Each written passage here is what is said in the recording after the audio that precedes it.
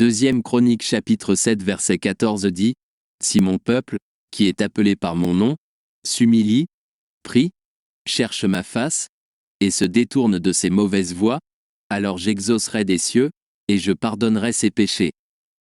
Et je guérirai leur pays. » Dans ce verset, Dieu s'adresse au roi Salomon après l'achèvement de la construction du temple de Jérusalem. Il fait une promesse conditionnelle au peuple d'Israël, précisant ce qu'il doit faire pour obtenir le pardon et la bénédiction divine. Premièrement, Dieu demande à son peuple de s'humilier. Cela implique de reconnaître votre dépendance à l'égard de Dieu, de reconnaître vos faiblesses et de vous soumettre à sa volonté. Ensuite, il exhorte les gens à prier et à rechercher sa face, ce qui implique d'avoir une relation intime avec lui et de rechercher ses conseils et sa direction.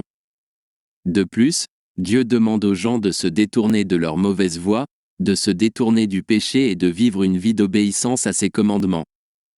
Il s'attend à ce qu'ils se détournent de leurs mauvaises voies et se tournent vers lui avec un repentir sincère. La promesse de Dieu est claire. Si le peuple d'Israël suit ses instructions, il entendra du ciel, pardonnera ses péchés et apportera la guérison à son pays.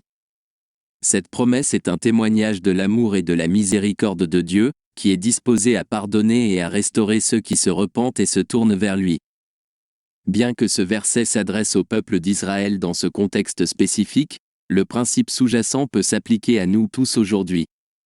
Dieu veut que son peuple s'humilie, prie, cherche sa face et se détourne du péché.